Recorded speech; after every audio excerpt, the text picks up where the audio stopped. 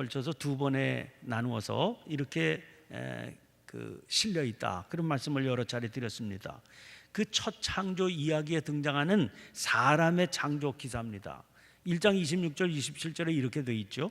하나님이 이르시되 우리의 형상을 따라 우리의 모양대로 우리가 사람을 만들고 그들로 바다의 물고기와 하늘의 새와 가축과 온 땅과 땅에 기는 모든 것을 다스리게 하자 하시고, 하나님이 자기 형상 곧 하나님의 형상대로 사람을 창조하시되 남자와 여자를 창조하시고, 다른 피조물의 경우에는 하나님께서 이르시고 있으라 하시니까 있었다, 이렇게 되어 있죠. 그런데 사람의 창조는 그런 다른 만물과 그 창조의 형태가 사뭇 다르게 그렇게 드러나 있습니다. 두 번째 창조 이야기에서 그 상세한 과정이 드러납니다. 먼저 남자를 지으시고 그리고 이어서 여자를 지으셔서 이렇게 두 번에 걸쳐서 창조한 것으로 그렇게 묘사가 되어 있습니다. 먼저 2장 7절 말씀 보시면 여호와 하나님이 땅의 흙으로 사람을 지으시고 생기를 그 코에 불어넣으시니 사람이 생명이 된지라 그랬습니다. 세번역 성경은 이 구절을 이렇게 옮겼습니다. 주 하나님이 땅의 흙으로 사람을 지으시고 그의 코에 생명의 기운을 불어넣으시니 사람이 생명체가 되었다. 여러분, 하나님께서 당신의 형상을 따라 당신의 모양대로 땅의 흙으로 사람을 지으십니다.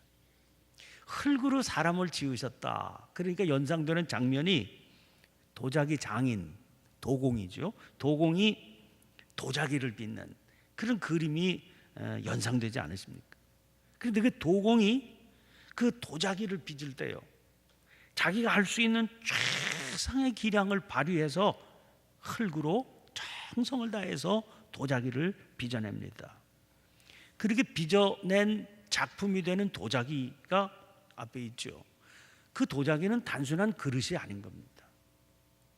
자기의 정성을 다 쏟아 부었기 때문에 사실은 도자기 그릇이 아니라 그 도자기를 빚어낸 도공 자신이 거기 깃들어 있는 겁니다. 자기를 부어 넣는 거지요. 자기의 혼, 자기의 정성, 자기의 삶에 지금까지 살아온 삶의 모든 기량이 거기 쏟아들어져. 그래서 고려 청자가 되는 겁니다. 그래서 이조 백자. 그 도자기는요, 단순한 그릇이 아니라는 거예요. 그 도자기 속에는 도공의 생명의 숨이 들어있고 생명의 기운이 들어가 있다는 겁니다. 이거 사람이 만든 도자기거든요. 사람이 만든 도자기도 그런데 전능하신 하나님께서 그렇게 하셨다는 겁니다. 그래서 생명의 기운, 생기, 루아크라고 그랬는데 그건 숨이라고 하는 말인데요, 나중에 하나님의 영이신 성령을 루아크라고 표현했습니다. 사람을 빚어서 그 안에 당신의 영을 불어넣으셨다는 겁니다.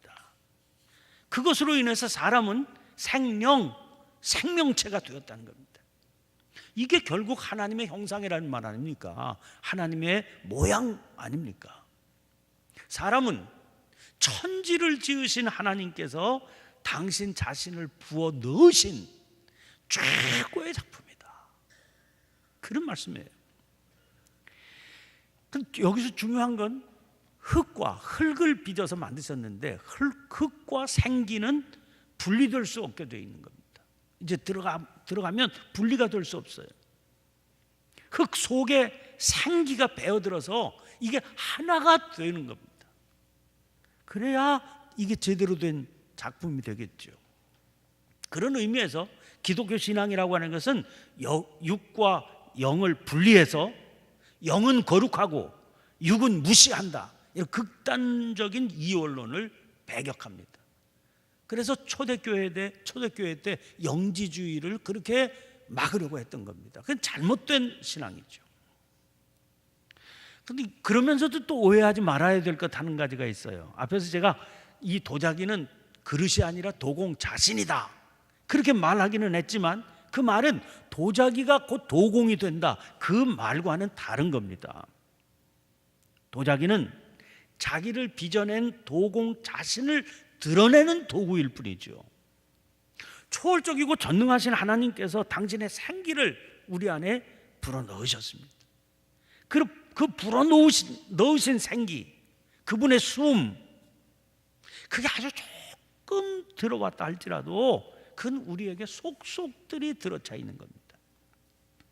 그 하나님의 작은 생명의 기운, 그 작은 생명의 불꽃만 가지고도 우리는 아주 특별한 존재, 생명체로 살아갈 수 있게, 그게 하나님과의 교제를 가능하게 해주는 겁니다. 그래서 그 하나님과의 교제 때문에 우리의 존재는 단순한 흙덩어리가 아니죠. 우리의 존재는 하나님의 영광을 드러내게 되는 거예요. 그런데 2장 19절 말씀을 보시면 여호와 하나님이 흙으로 각종 들짐승과 공중의 각종 새를 지으셨다 그랬습니다. 여기 보면 각종 들짐승과 공중의 각종 새들도요, 역시 사람과 마찬가지로 흙으로 빚어서 지으셨습니다. 그렇게 생명의 정교함, 그 생명의 세밀함은 인간과 다를 바가 없습니다. 생물학적으로 보면, 아니 새나 들짐승, 그 속의 장기나 그 장기끼리 서로 연결해서 생명을 이루어가는 그런 것들이 얼마나 오묘하고 얼마나 귀합니까? 인간하고 다를 바가 없죠. 그러나 거기에는요, 생기가 없는 겁니다. 그래서 그건 그냥 그 존재일 뿐이지 생명체라고 하는 이 단어가 해당이 되지 않는 겁니다. 그렇기 때문에 그들에게는 다스려주고 돌보는 존재가 필요한 겁니다. 그래서 2장 19절에 아담이 무엇이라고 부르나 보시려고 그것들을 그에게로 이끌어 가시니 아담이 각 생물을 부르는 것이 곧 그 이름이 되었더라. 아담을, 그 만물들을 이름을 지어 부르게 하시면서 그들을 관리하고 돌보는 그런 책임으로 세워주셨다는 거죠. 다스리고 돌보는 자로서 그 사명을 감당하며 살아가는 아담의 모습이 이렇게 묘사되어 있는 겁니다. 아담이 자기의 본분을 망각하지 않고 살아감으로써 하나님이 지으신 천지 만물은 비로소 평안한 가운데 생육하고 번성해서 땅에 충만할 수 있게 되는 겁니다. 성경을 보면 여러 차례 살았으나 죽었다, 그런 표현이 등장하는 것을 읽게 됩니다. 디모데전서 5장 6절 보면 향락을 좋아하는 자는 살았으나 죽었느니라. 그리고 계시록 3장 1절 말씀 보면 사대교회의 사자에게 편지하라. 하나님의 7 영과 7 별을 가지신 이가 이르시되 내가 내 행위를 아노니 내가 살았다 하는 이름은 가졌으나 죽은 자로다.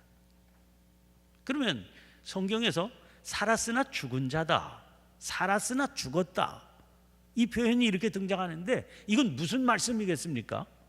어떤 경우를 말하는 거겠습니까? 하나님의 숨, 하나님의 영, 그걸 하나님께서 불어 넣어주. 우리 안에는 단순한 우리는 흙덩어리가 아니라 하나님의 생명의 기운이 들어와 있는 겁니다. 그런데 그 하나님의 영과 단절이 되어서 살아가는 겁니다. 그 영의 인도하심을 받지 못하는 상태가 되어 있는 겁니다. 그렇게 되면 어떻게 되겠습니까? 흙덩어리로 그냥 단순히 만들어버린 짐승, 저 날아다니는 새, 그냥 들의 짐승과 다를 바가 전혀 없이 사는 거죠. 그게 인간으로서의 특징인데, 그게 역사해야 생명체인데 그 단절이 되어 있으니까요. 그러면 어떻게 살겠습니까? 사명자로서의 본분을 잊고 살지요. 그러면 그의 삶은 동물적인 삶을 영위하는 것에 불과합니다. 그냥 생존하는 것이지요. 생존하는 것이. 하나님의 자녀로서의 실존적인 삶을 깨닫고 살아가지를 못하는 겁니다. 그냥 생존하는 것일 뿐입니다. 먹고 자고 싸고 이렇게. 그러니까 그들은 자기 자신만 알고 살아가요. 자기 자신의 욕구 충족만을 위해서 살아갈 뿐이에요. 자, 지금까지 우리가 쭉 살펴본 대로 표현을 하자면 예배의 마음을 잊어버리고 산다는 거예요. 하나님과의 관계가 단절되어서 살아간다는 겁니다. 그러면 생명체로 살아가는 게 못 되는 거죠. 이게 인간의 존재라는 겁니다. 여기에서 우리가 하나님의 형상대로 지음받은 자로서의 마땅히 살아가야 할 방향을 보게 됩니다. 무엇보다 우리는요, 하나님께서 우리 자신을 당신의 생기를 불어넣어서 지으신 존재다. 이걸 깊이 생각해야 됩니다. 시편 139편 13절 14절 보면 주께서 내 내장을 지으시며 나의 모태에서 나를 만드셨나이다. 내가 주께 감사하오면 나를 지으심이 심히 기묘하심이라. 주께서 하시는 일이 기이함을 내 영혼이 잘 아나이다. 우리는 숨 쉬는 걸 배워본 적이 없습니다. 그냥 태어나면서부터 저절로 숨을 쉬는 겁니다. 뭐 요새는 하도 이 검진하는 장치가 잘 돼 있으니까 뭐 내시경 같은 거 하면 자기 뱃속까지 다 들여다보더라고요. 근데 사실 그냥 본래대로 하면 우리 뱃속의 장기들 한 번도 본 적이 없습니다. 뭐가 어디 붙어 있는지 자세히 아세요? 의사 선생님이 아니니까 뭐 우리 잘 모르죠. 어디 뭐 있죠. 다 여러 가지 필요한 것들이 다 지금 있는 겁니다. 뭐가 들어있는지 확인한 적도 없습니다. 위장은 이렇게 해야지 그리고 배워본 적도 없고요. 간은 또 이렇게 활동을 해야지 그거 익혀본 적도 없습니다. 근데 태어나서 지금까지 쉬지 않고 활동하며 살아가고 있는 겁니다. 심히 기묘하지 않습니까? 신묘막측하다. 주께서 하시는 일이 기이함을 내 영혼이 잘 아나이다. 이 모든 것을 알 수 있는 것은 오직 영혼으로 하나님을 찬양함으로써만 가능하다는 거죠. 사실이 그렇지 않습니까? 아침을 먹으면 그게 몸속으로 들어가서 소화가 되는, 우리 과정을 전혀 모릅니다. 어떻게 되는지. 근데 그게 기운이 돼요. 에너지가 됩니다. 이 과정을 우리가 어떻게 뭐 생물 시간에 배우기도 하고 뭐 이렇게 된다 그런 걸 깨닫기도 하지만 참 생각하면 생각할수록 신묘막측하지 않습니까? 이거요, 이렇게 지어놓으신 하나님을 찬양함으로 우리는 아는 겁니다. 사실이 그렇지 않습니까? 야, 나 하나를 지어놓으시는데 어떻게 이렇게 솜씨를 발휘해 놓으셨을까? 내가 그런 존재다. 그러면 그 사실을 알 때 하나님이 그렇게 신묘막측한 솜씨로 나를 빚어 놓으셨다 하는 것을 깨닫게 될 때 어떻게 나를 무시하거나 가볍게 여길 수 있겠습니까? 교만해서는 안 되지만 하나님께서 손길을 베풀어 놓으신 이 귀중한 존재에 대한 자존감을 잃어서는 안 된다는 겁니다. 우리 자신은 진실로 그렇게 특별한 존재입니다.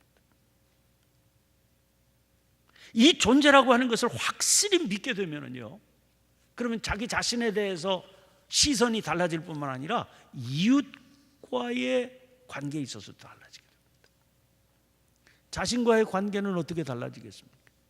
우리가 왜 삶이 고달프고 어렵고 힘겹습니까? 그 중에 가장 큰 원인 중에 하나는 자꾸만 비교를 해요. 저 사람은 저런데 왜 나는 이럴까? 자꾸 비교하게 됩니다. 그 비교하면서 쓸데없는 경쟁심이 일어나게 돼요. 그것 때문에 낙심하고 좌절하게 됩니다. 자기 자신에 대해서 비하하는 마음이 자꾸만 생기게 돼요. 세상의 바람은요, 자꾸만 우리를 그런 쪽으로 몰아갑니다. 무한 경쟁 시대로 이끌어가죠. 너는 저 사람과 비교해서 뭐가 잘못되어 있는지를 자꾸 보게 만들어요. 세상이 구조가 그렇게 되어 있습니다.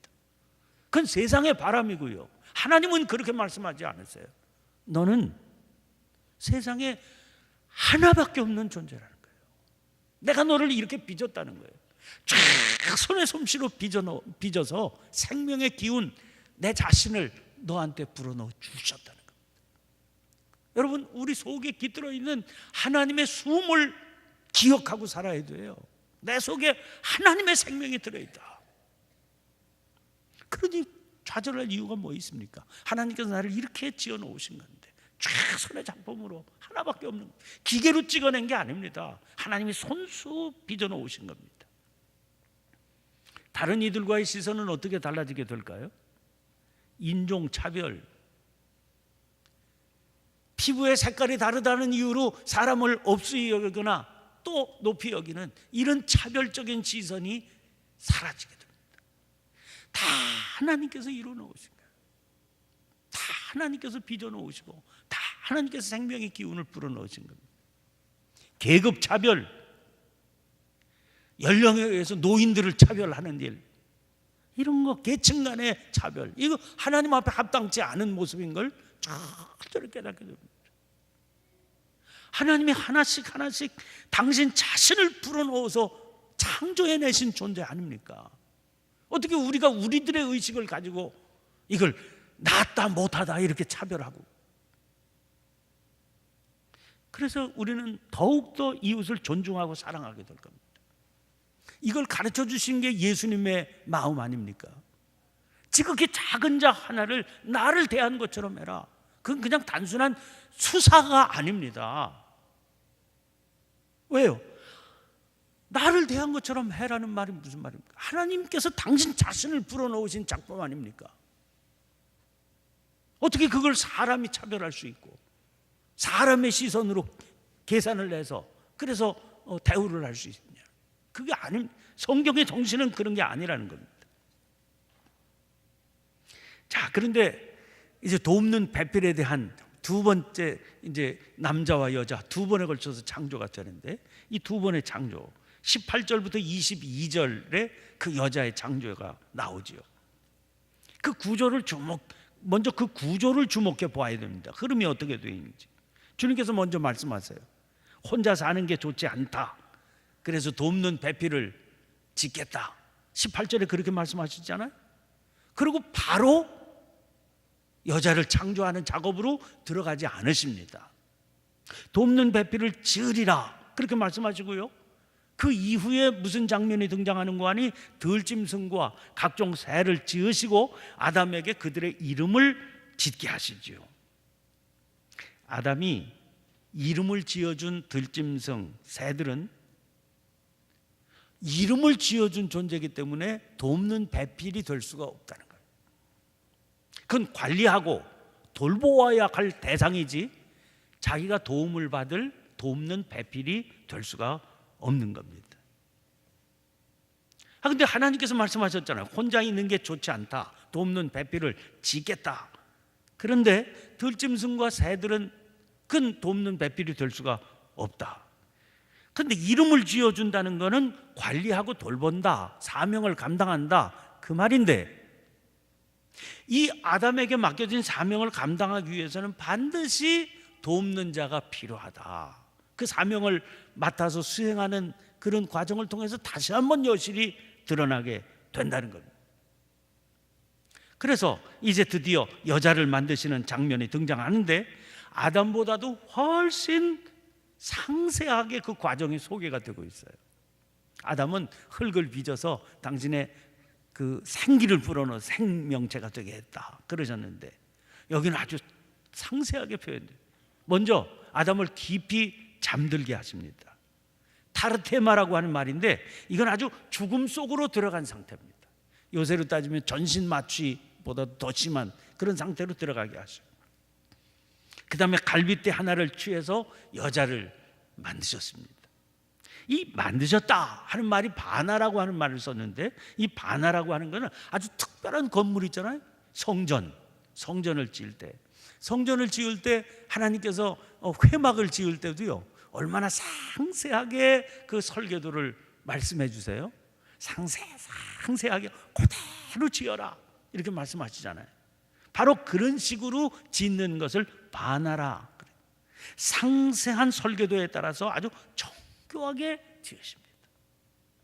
그리고 지으신 여자를 아담에게 친히 이끌어 오세요. 이렇게 지어 놓으신 여자는 돕는 배필이 됩니다. 돕는 배필이라고 하는 말은 에제르 네게르라고 하는 말인데, 세번역으로 이 구절을 보면 18절에 돕는 사람, 그에게 곧 그에게 알맞은 짝 이랬습니다. 돕는 사람인데요, 돕는 사람인데 그에게 알맞은 짝이래요. 한 남자에게 한 여자가 함께 짝을 이루게 되어서 살게 되잖아요. 그러면 그게 돕는 배필이 된다는, 딱 알맞는 짝이라는 겁니다. 보면 왜 남편이 어떤 존재냐에 따라서 아내도 그 남편과 짝을 이루어서 이렇게 한 쌍이 되어야, 그래야 원만한 가정 생활이 이루어지고 가정이 제대로 돌아가는, 근데 그런 모습을 보게 되잖아요. 근데 참 신기하고 놀랍습니다. 근데 요새는 뭐 다 자기들끼리 교제해서 이렇게 만나요. 제가 결혼 주례해서 이제 예비 부부들이 오는데 같이 이렇게 얘기를 해보면 그런 생각이 들어요. 왜 사랑을 느끼게 될까? 사람은 왜 사랑을 느끼게 될까?